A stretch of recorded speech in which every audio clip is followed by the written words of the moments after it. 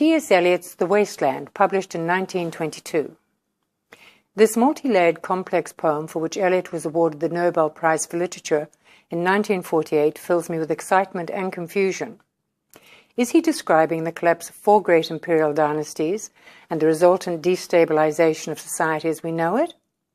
Yes, he is, but I feel there's more. Eliot started the process of The Wasteland whilst attending the Sorbonne in Paris, where he met and developed a deep friendship with Jean Verdinal, a medical student, in 1910. Some 4 or 5 years later, in England, it was with sadness Eliot received news of the death of his friend Verdinal on the battlefields of Gallipoli, where Eliot believed Verdinal had drowned. What followed Verdinal's death surprised his contemporaries and American family. When 8 weeks following Verdinal's death, he married Vivian Haigh Wood.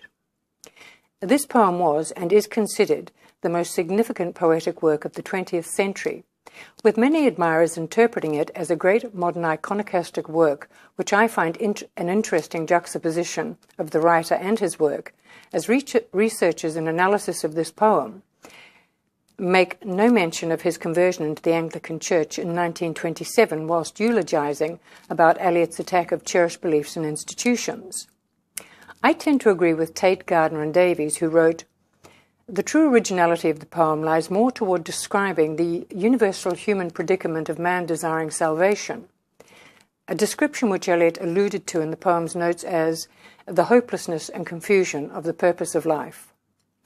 In my opinion, the poem carries many well-disguised metaphors describing his personal torment and sexual proclivities. He had tried to conform to the socially accepted mores of the 1900s, but felt trapped and suicidal, which he believed he could resolve by marrying. In the first section, The Burial of the Dead, Eliot is describing his surprise at the intensity of his reaction to Verdinal. The lines, "You gave me hyacinths a year ago. They called me the Hyacinth Girl," could refer to Eliot's remembered youthful, innocent passion. "Your arms full, your hair wet. I could not speak and my eyes failed. I was neither living nor dead, and I knew nothing, looking into the heart of light," is possibly a searing memory of passion Eliot felt looking at Verdinal after a swim. Eliot's use of mythology throughout the poem is intentional, as mythology carries an almost global understanding, and he used it to describe his affliction through the Fisher King myth, which tells of the fortunes of a sexually maimed king, in which his plight and that of the barren lands go hand in glove, and cannot be remedied until the sexually maimed king is mended. Might this be intended as a mythical metaphor of his marriage, demonstrating both the negative and positive sexual occurrences he experienced during those years? The verse ends with his departure to England, castigating himself for his perceived weakness and passion for Verdinal, writing of himself, "You hypocrite lecteur." Section 3, the Fire Sermon, uses a great deal of imagery to paint a picture of death, lust, and self-denial. The lines, "I, Tiresias, though blind, throbbing between 2 lives." I can visualize Eliot walking the streets of London, hearing odd strains of music from the houses he passes, watching mediocre people interact, while finally he is sitting on the banks of the Thames, dwelling on his lost soul with water rats scurrying among the debris as he ponders his sexual duality, humming, "By the waters of Leman," the old meaning for lover, "I sat down and wept," possibly referring to Psalm 137. Death by water, the 4th verse, is short, and I think a lament to Verdinal in the guise of Plebus, who drowned, while the continuous tides picked his bones in whispers. As he rose and fell, he passed the stages of his age and youth, entering the whirlpool. This is the only verse that has no notes attached by the author. Perhaps Eliot didn't want it explained. At this point in time, he was mentally and physically beside himself. He found it hard dealing with his wife's declining physical and mental health, so in 1921, he admitted himself to a sanatorium in Switzerland, where he completed the 5th verse, "What the Thunder Said."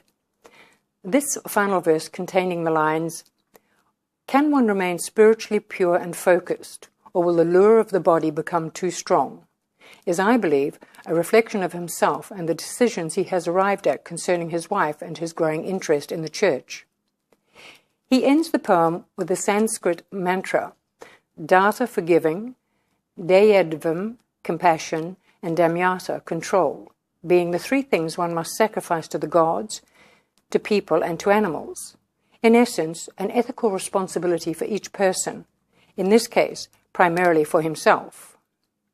Eliot discharged himself after 2 months in care, and on returning to London, he instructed his solicitors to prepare a deed of separation, which was delivered to his wife Vivian. For me, The Wasteland reads like a cryptic crossword in which Eliot uses his brilliance to showcase his outstanding command of traditional and historic poetry, rendered and blended into a modern context. He has created a labyrinth of beautiful myths and words to describe his self-loathing and misogyny. Eliot wrote to his colleague, Claude Collier Abbott, in 1927, "You see, the only legitimate meaning of a poem is the meaning which it has for any reader, not a meaning which it has primarily for the author. The author means all sorts of things which concern nobody but himself, in that he may be making use of his private experiences. But these private experiences are merely crude material, and as such of no interest whatever to the public. I have made bold assumptions, which I hope those of greater learning and understanding of this work take no offence to.